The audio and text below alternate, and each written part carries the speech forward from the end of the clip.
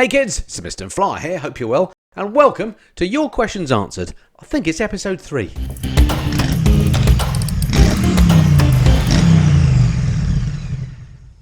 So welcome back to the channel, folks, and welcome to Your Questions Answered. You can guess what it's all about. It's all about me answering your questions that you've left in the comments on my vids. Now, I haven't done one of these for, well, getting on for a year, so I thought it was high time I did so, and the questions that I'm answering are basically the ones that you left for me all that time ago. So I'm sorry it's been such a delay between you leaving the question and me answering it. Hopefully they're still relevant. If we do another one of these in the future, which I'm sure we will, it might be another year or whatever, but do leave questions in the comments below, and I'll make sure I get to them next time we do one of these. All right, without further ado, let's crack on. Oh, and by the way, you might want to treat this a bit like a podcast, because there's going to be nothing flashy about this. It's just me talking to you, to this camera for the next half an hour or however long we go on for. So yeah, it might be one you want to listen to in your headphones or something like that, rather than watch on video, because you're only going to be looking at my ugly mug. All right, let's crack on.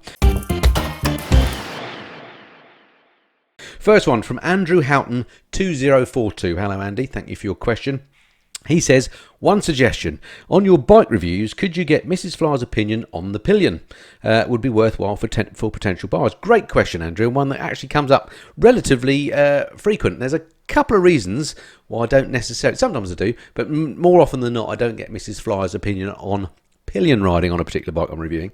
And that is because, well, two reasons. One, Mrs. Fly won't go on the back of any bike that doesn't have a top box, and very often the bikes I review don't have top boxes, so she's immediately off of that. And then the other thing is, if the bike does have a top box, it might not have the right insurance. If the bike is a press loan bike, which often they are for the bikes I review, often they do specify that you can't actually take a pillion on that bike, and that's why she doesn't go on there, which is a shame, because if it's a bike like, I don't know, the big BMW K1600 I had, or any of the big adventure bikes or touring bikes that you'd want to ride two up, it would be great to get her opinion. So when I can, Andrew, I will get her opinion, but I'm not being lax by not getting her opinion. It's basically because for that particular bike I probably can't get her opinion. But there we go. Anyway, thanks for the question, great one. Next one from Wayne Robertson. What happens if you buy a KTM and run it without any options for several years, i.e. not enabling the hardware you get with the bike? After you enable the options, do you still get any warranty on the bits? Oh, I see what you mean. So this comes from the thing that KTM do, that when you buy a new bike, they give you, I can't remember how, I think it's 1,000 miles or something, or 1,000 kilometers, where you get all the options enabled. Then after that, once you've got used to them, the bike automatically turns them off, and then you have to pay a subscription to keep those features. And I personally, I've said in the past, either on one of these Your Questions Answered or a bike news or whatever, that I just think that's a bit naff. So that's where the question comes from. So thanks for that, Wayne. And the answer to the question is, I have no idea. I don't know how that works. I don't know how, maybe if you've got a KTM and you've signed up for some of these optional extras, maybe you can let us know in the comments below how it actually works. I'd love to know. If you sell the bike on, can the next buyer then enable options that you haven't enabled? I don't know. How does that work? I'd love to know.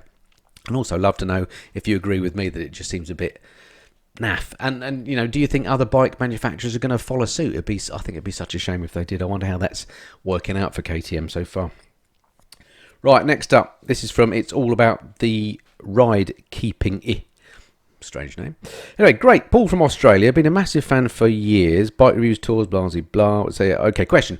Do you make plans to do, say, 2 overseas tours per year in different locations, or does opportunities present themselves? So that's a good question, actually. And the answer is it depends.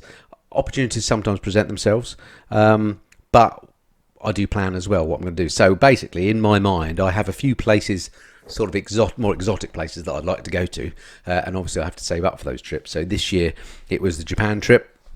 Next year I've got one in mind. Something else may come up, and I've got a few more of those in the back of my head that I'd like to do if I can get the money together. But of course, if an opportunity comes up, and say, I don't know, BMW Motorrad say, would you like to come on one of our tours? Then I might postpone one of my plans until later. So it's a bit of both, really. If opportunity knocks, then obviously if it's somewhere I want to go, I'll take it. But yeah, I do plan in advance. I plan for those big tours 2 to 3 years in advance. Generally for my videos, believe it or not, I actually have a schedule of about a year out of what videos I'm going to make, but it is very flexible, and I know that things will change around. But yeah, I do work quite a bit in advance. You have to, because if you want to keep putting out regular videos, in my case I put out at least 2 a week, sometimes more, always on Wednesdays and Saturdays, then occasionally you do want to have a holiday or go away for a week, or things happen that mean you can't actually make videos all the time. So yeah, so if you work in advance, you've got a bit of leeway there to sort of fill gaps as they come up. So thank you for that one, Paul. Crumbly Mal, regular viewer of the channel, he says, good one, Andy, like in this format. Question for you that sprung to mind is, do you have a preferred tyre manufacturer for all your bikes? And since you ride so many on test, which in your opinion is the best tyre for both dry and wet grip? Always interesting. Thank you, Crumbly Mal. And sorry it's taken so long to get to your question. I'm, as you probably know, having seen a few of my videos, I'm not a particularly good rider. I just enjoy riding my bike and looking at the scenery. I'm not sure I'm skilled enough to tell the difference between a good and a bad tyre. Certainly some are more slippery in the wet than others, I can tell that, and some take longer to warm up. I'm a big fan of the Michelin Road 6s. That's what I've got on my GS at the moment, and if I were to buy any other tyres for my bikes, I'd probably go for those because they seem pretty good in the wet. But I can't say they're the best. I haven't tried that many, and I'm not the best judge, as I say. But yeah, certainly Michelin Road 5s I used to have, 6s now. They're my favourite tyres at the moment. Again, if anyone's got any comments on that, stick any other tyre choices below. Others are available. Michelin don't sponsor me or anything like that, so I'm not bigging them up. I just happen to like those tyres. Right, next one from Daryl. Hey, any question for your next YQA? As you ride loads of different bikes and you now understand what you like and dislike, if you're able to, and it was possible, which 2 or more bikes would you most love to do a head-to-head video on for your own peace of mind and interest? That's an excellent question, Daryl. I don't know. That is really good. Which 2 would I like to do a head-to-head? I'd quite like to do a head-to-head on, and I may well do this, on the GS 1250 and the new GS, the 1300. Although I imagine there's quite a lot of those out there already. I'll certainly be comparing the GS 1300 against my old 1200 for sure. So I'm keen to learn that one. What else? I think stuff like we haven't heard much, have we, from BSA about the Gold Star of late. That's a bike that I quite liked. I've only ridden it once briefly. I'd like to ride it and get to know it a bit more. I'd like to maybe do a comparison between that and the Royal Enfield Interceptor 650 because I think they're very much in the same market. That's another one I'd like to do. What else? Maybe some of the new sort of super sport bikes, the twins that are coming out, the new, the Hondas and the Yamahas and the Kawasaki's. Try some smaller capacity sports bikes. That would be quite good. But yeah, I think in the main, it's got to be the new GS against the old GS, isn't it? Which I'm sure there's loads of stuff out there already on that. But anyway, there we go. But thanks for your question, Daryl. Next up, by the way, I've been a bit remiss here. I've got loads of questions here, but I haven't actually read through them beforehand. So some of these, if they're repeats or whatever, I might not be able to answer some. We'll see how it goes. How are we doing for time? Okay, we're already about 10 minutes in. Right, hello. This is from Manuel Evaristo from Portugal. Hello, Manuel. How do you prepare a motorcycle tour? Do you ask any advice from someone that is native from there? Do you meet the subscribers from the place you visit? Well, it depends on the tour, I guess, is the answer. Certainly the most recent one, which is the Japan tour, we were shown around by Wes, who is for want of a better word, a native. He's lived in Japan for at least 10 years, this stint. So yeah, he was a great person to have show us around Japan. Yeah, generally speaking, I think if we were going to go somewhere a bit exotic, then we would ask advice from natives. I'll probably put the question out to my subscribers, my patrons, about where to go if it wasn't some sort of a guided tour. So yeah, and as far as do I meet my subscribers from the places I visit, well, I don't sort of make organised meetups or anything like that. I often think about whether I should do that, and I'd quite like to do it, but there's some problems associated with that, which I've talked about before. But yeah, I do meet subscribers when we're out and about. Even in Japan, we met a subscriber, which was great. So yeah, it's fascinating. It's surprising. Certainly if I'm in Europe and certainly in the UK, if you go to biker type spots, cafes and things, you tend to meet subscribers, which is always fantastic. So if you see me and or Mrs. Fly around, do come and say hello. Always happy to chat. Right, next up, Eddie Stevenson. Would you consider going to a superbike school or something like that to at least increase your skills and give yet another point of reference for your testing? Thanks for the question, Eddie. Would I consider going to a super... Not really. I mean, I do get invited to various schools, both on-track type schools and off-road stuff. All the big manufacturers that make adventure bikes have their own off-road schools, and I think I've got outstanding invites for pretty much all of those to go along. But the thing is, I had done off-roading in the past, and I've done, I had a bit of training in that. I have done the odd track day, and I've come to the conclusion that I'm not a massive fan of either. I don't dislike either, and I think doing both of them makes you a better rider on the road. But at the end of the day, I have no great desire to do, many track days a year. Maybe one a year is fun, but that's about it for me. It doesn't grip me like it clearly does some. Similarly, off-roading, particularly because I have issues with both my shoulders, I just find it quite painful. Clearly my technique's wrong. I quite like the idea, but I think as you get older, you get a bit more wary about the fact that you can be injured, can't you? And of course, I can't afford, as somebody that does this partially for a living, I can't afford to get properly injured and be off my bike for any length of time. So I tend not to go to those. But the answer, long answer, but yeah, I have considered them and discounted them for those reasons. Not to say that I won't ever, but it's not something that's top of my list of things to do. I'd rather go on a nice ride somewhere and look at the scenery. It's a bit sad, isn't it? Right, next up, Malcolm Patton. Hello, Andy. This is a good format. Thank you. The touring videos are good. Gets Diana, my better half, in front of the big screen, but she's not normally interested in your other videos. Fair enough. 2 questions. I view YouTube videos on my iPhone and iPad, but they don't appear to be linked. Why? So I think, Malcolm, what you mean here is when people say, oh, we'll put a link in the corner, those links don't appear. And that is also the case not only on iPads and iPhones, but also if you're watching on your big TV, they don't crop up. So that only happens if you're watching on a laptop or a PC. I don't know why. Clearly it's a technical reason. You'd have to ask YouTube why. I'm surprised that by now they don't make sure that they pop up in whatever platform you're watching, because of course, well, I say of course, you may not know, but YouTube do know what platform you're watching on, because they give the likes of me, YouTubers, statistics on where people are watching and on what devices. So I'm surprised they don't come up still on those, but they don't. So that's odd. But I don't know the answer as to why. A technical issue, I'm sure. Second question. Hopefully allowed to. Your opinion. I currently own the Honda CBX500. Very nice, 2019. Should I buy the updated model or simply buy a different bike? Is it silly to buy the same bike? I would like a Royal Enfield Hunter 350 or a Triumph T120, both different bikes. And I like touring, hence the cruise control bike. Yeah, cruise control is handy on a bike, I have to say. Well, I love the CB500X. There's no reason, if it works fine and you love it, why change it? I'm the sort of person that does my research on bikes. I buy something and then I tend to keep it for as long as possible. So why change it if you're happy with it? If you are, or if you're just getting itchy feet and you just think a change is as good as the rest, then yeah, try one of the others. I probably wouldn't just go for the updated model, because you end up spending a lot of money for not necessarily huge gains. I mean, that's why I didn't get myself a GS1250, for example. Although it's clearly a better bike than my 1200, I didn't think it was worth the money just doing that step. Yet to be seen whether it's worth the money to go to the new GS, the 1300. So it's entirely up to you. I can't advise you what to do, really, but I would say probably don't bother to get the new version of the CB500. Try something different. And both, I love the Hunter 350 and I love the Triumph T120. If you want cruise control and you want to do a bit of touring, maybe the T120 makes a bit more sense. I can't remember off the top of my head whether that actually has cruise control, but certainly it's got a bit more go than the Hunter. Not that the Hunter's underpowered by any means, but probably the Triumph is better for longer tours, particularly if you're taking your missus on the back. So yeah, try the T120. It's a great bike. I was tossing up between the T120 and the Speed Twin, and I went the Speed Twin, but they're both lovely bikes, and you won't be disappointed with any of those. They're all good. Right, next up, Rage Rider, very enjoyable TMF. It's a hit for me. Thank you, Rage Rider. That's very kind. Glad to hear it. If I was going to have one bike right now, it would be the Motor Guzzi V100. Uh-oh, what's coming here?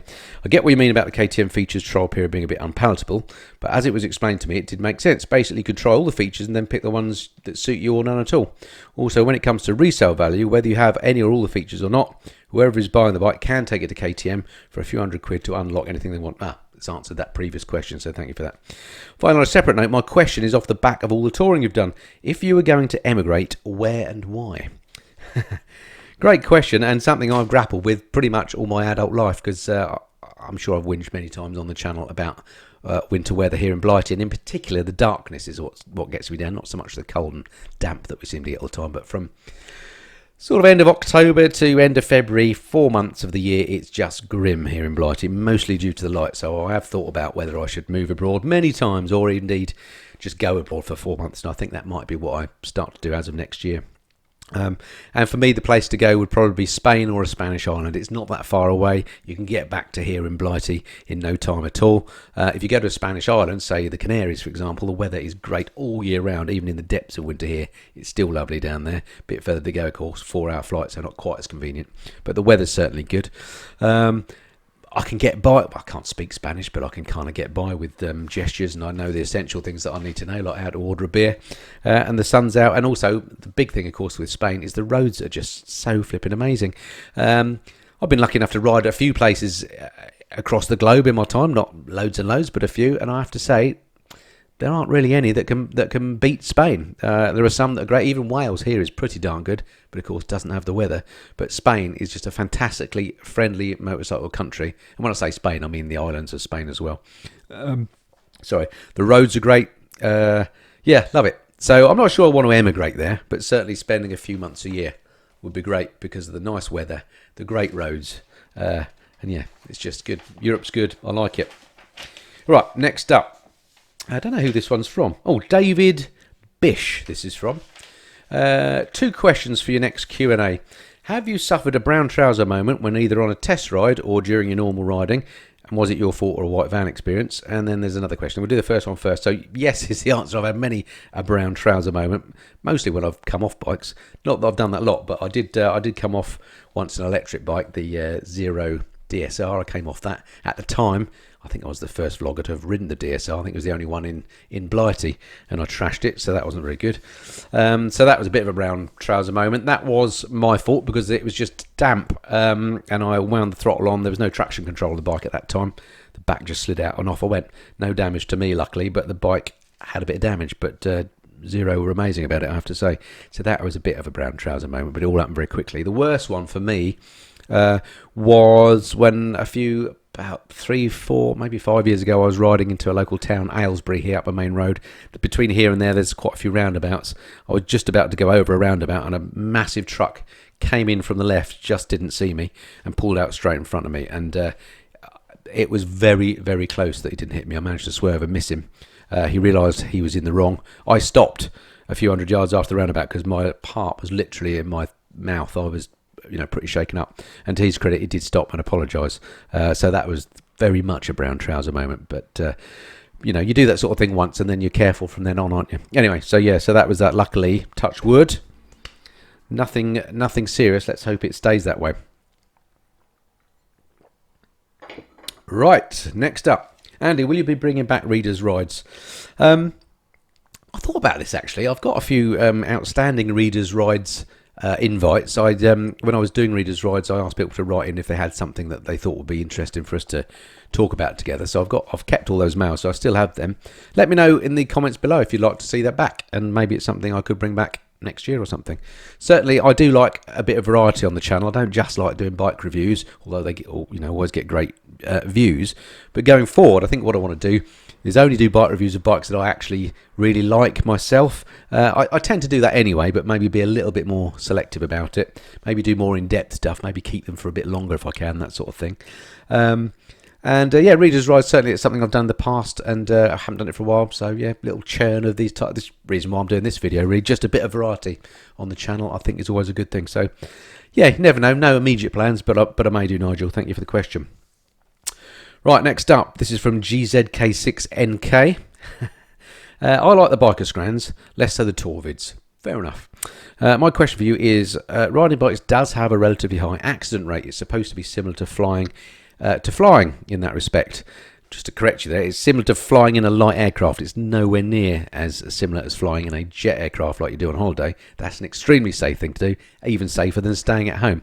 But yes, flying in a light aircraft is about the same danger level as riding a motorcycle. So the sorts of planes I fly. Anyway, it says here, I always feel that if I had an accident in an aeroplane, chances are it would be because I did something wrong. You're clearly a pilot. I did something wrong or stupid.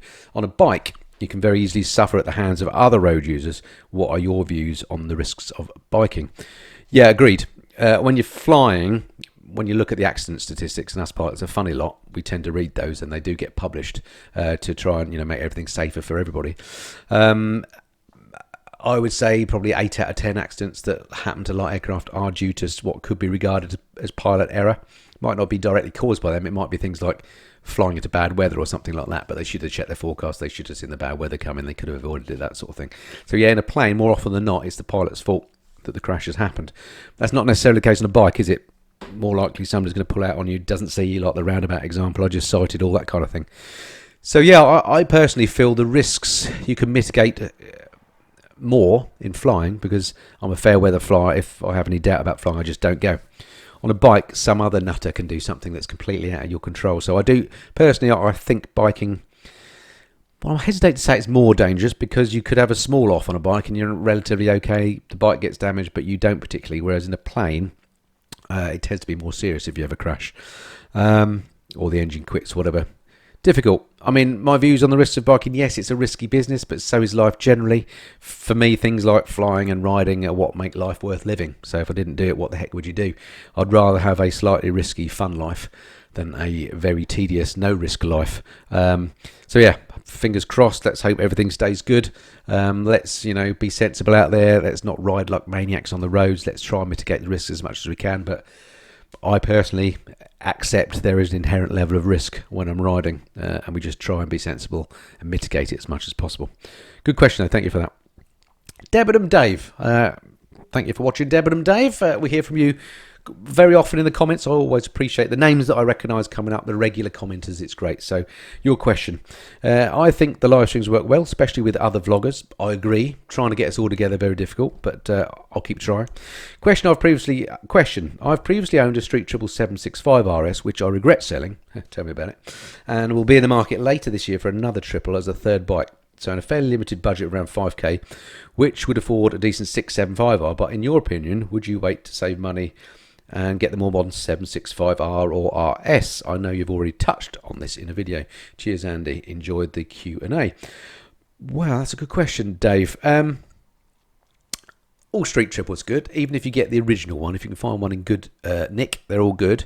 For me, my old Street Triple, I loved it. I had the 675.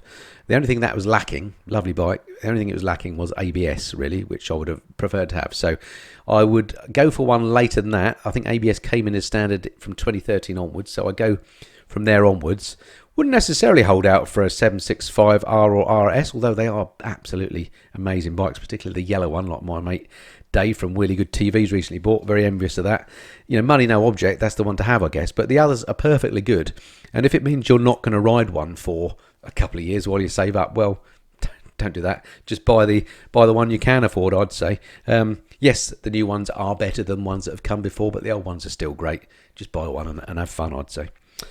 Right, next, Mr. Candy. Hi, Andy. Love the channel and especially the tours. The Alaska tour was a dream for me. However, I don't ride yet, and I'm going to do my CBT and full licence later this year. So good luck with that. You may well have already done it by the time I've read this out, so hope that's gone all right. Question about 125cc Chinese, bigger brand bikes. As we know, times are hard. Do you think extra costs for a higher brand 125, some are close to 4k, no names, Honda CBR 125, whereas a Keyway or AJS Chinese bike is half the price, and as a starter is only going to be 2 years on the CBT. So is it really worth the extra cash just for a higher branded bike? I know there's no price for safety, but these Chinese bikes are getting a good rap now, as opposed to 6 to 7 years ago. That's from Mr. Candy 1. So yeah, good question. One we've touched on before, and one that's quite pertinent because my Mrs. Flyer, she's learning to ride at the moment. Has been for a couple of years now. Goodness knows when she's going to do any lessons or tests. But anyway, she's enjoying it. She's on a 125. We decided to buy a Suzuki 125. I have ridden some of the Chinese bikes, and they do vary, and I'm certainly not poo-pooing them in any way because some are better than others, and some of the brands are better than others. But I would avoid the very cheap ones, is all I would say, because the engineering in the past hasn't been as good. They are getting better. Some brands are better than others. I'm trying to remember the name of the good brands, but it's escaping me. They also make bigger bikes as well. But yeah, I think go second-hand, go Yamaha, Suzuki, Honda, go, or Kawasaki, go for one of the bigger brands, and it won't let you down for those 2 years. All right, that's that one. How are we doing for time? About half an hour already. Time flies when you're doing this, isn't it? Let's do another couple. Right, here we go. Bald Wizard 1, couple of questions for you. I, for one, enjoy the tour vids, as I do with all your content. Good. Would like to know if you'd enjoyed it more if you'd done, I think this is referring to the Alaska tour, on my Goldwing, and if so, why? Have you ever been to the Isle of Man TT? Would you ever consider it? Have you had any offs while riding? This is more than 2. Blah, blah, blah. Okay, so would I have enjoyed the Alaska tour, I think you're referring to, on the Goldwing more than the Beamer, and if so, why? I think generally the answer is probably yes, with some exceptions. So the reason why yes is because it is a more, for long journeys on straight roads, and there was a lot of that, particularly at the start of that Alaska tour. The Goldwing is better than the GS. You can just set the cruise control. There was no cruise control on that particular GS I had. You can set the cruise control, sit back, relax, and it's just the best, smoothest, brilliant long-distance cruiser. So big tick for the Goldwing there. The only reason why I hesitated to answer it was there were 1 or 2 bits on that. You may remember where there were some very long roadworks. In fact, one day we did, I think it was 100 miles on gravel roads, which you could do on the Goldwing, but it would be a little bit more challenging. And in fact, when I did some of the roadworks, which were like sandy, horrible for like maybe 10 miles tops, I did follow a Goldwing at one point and he made it through. So there's no reason I couldn't. Well, I don't think he had a passenger, or she. So yeah, I think on balance, thinking about the riding we did, I would have preferred the Goldwing. But it would have been tricky on the roadworks bits. The Beamer is an excellent bike for doing that sort of thing. When you don't know what you're going to get, then the GS is the way to go because it's such a consummate, brilliant all-rounder, as I've said many times.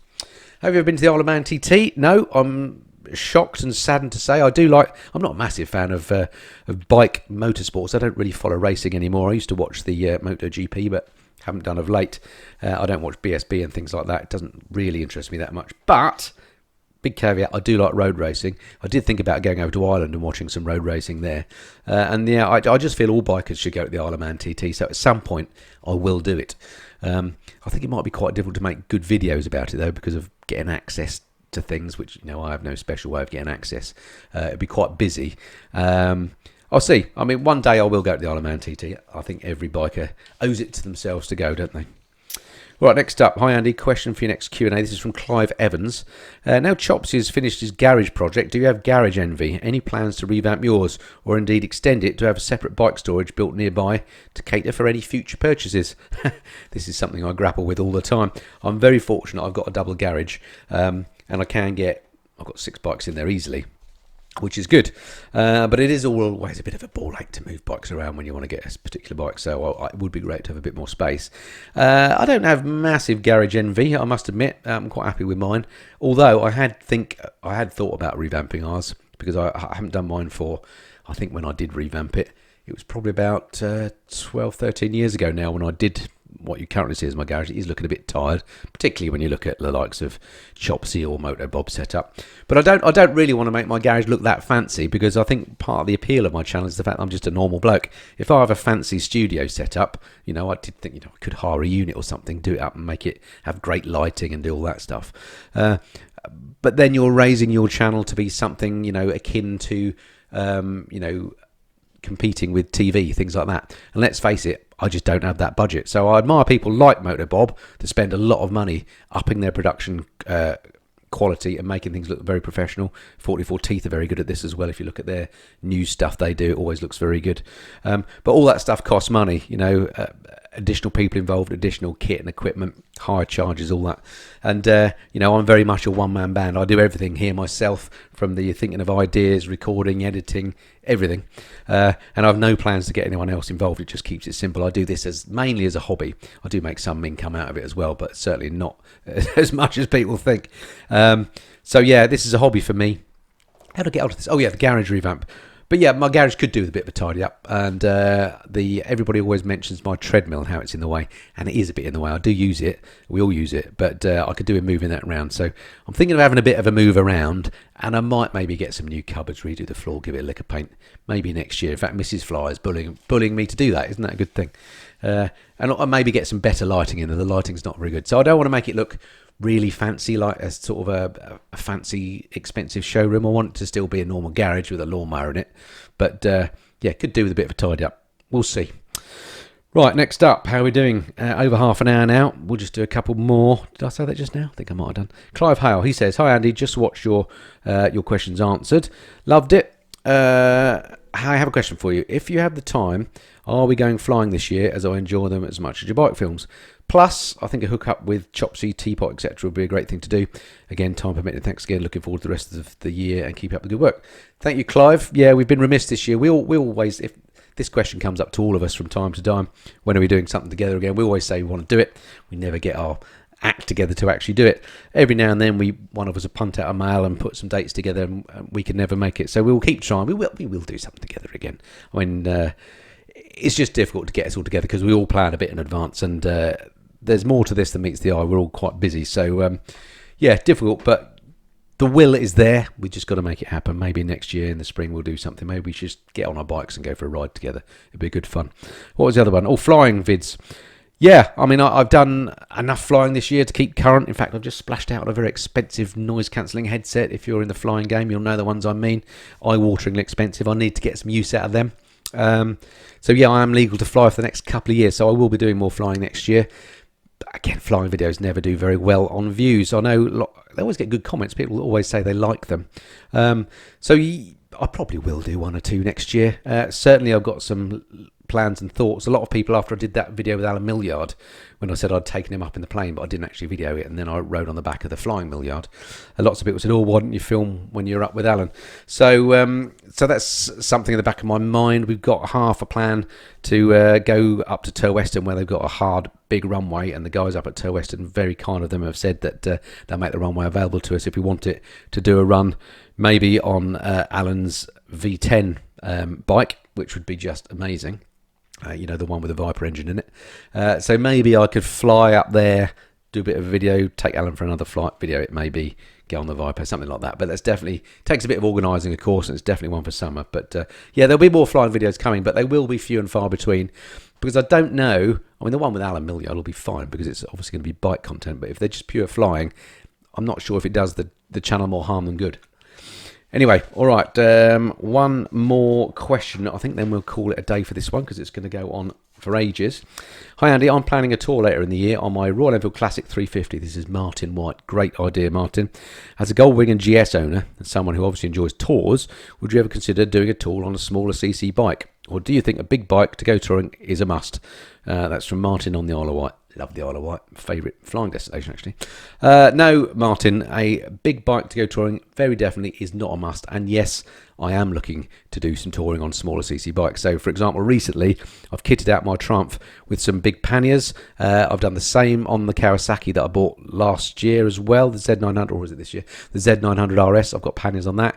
I would like to do some touring on both those, just on my own. Just local stuff, you know, it might be Lake District or Wales or Scotland or something. Just because I haven't done a tour on a bike of that size, I've always been on my GS or more latterly the Goldwing. There's no doubt, particularly if you've got someone on the back, the bigger bikes make things easier. You can carry more with someone on the back. They're more powerful. They're great at that. But absolutely, you do not need a big bike. Your Royal Enfield 350 will be perfect for doing a tour on. It's just a matter of how you're going to carry stuff. Probably backpacks, roll bag. I'd recommend roll bags. They're brilliant. Did you watch Freddie Dobbs? He did that tour to Wales on a Classic 350. Didn't stop him. He went down to Morocco on his Triumph. So it's eminently doable. Just depends how brave you are. But thank you very much for the question, Martin. All right, I think I better call that it for now. It's as far as I can tell, it's gone on for over half an hour. I hope that was of some interest. I've got loads more questions to go through. So I've got probably enough content without you sending me any more for several more of these question and answers videos. If you find them of interest, do let me know in the comments below.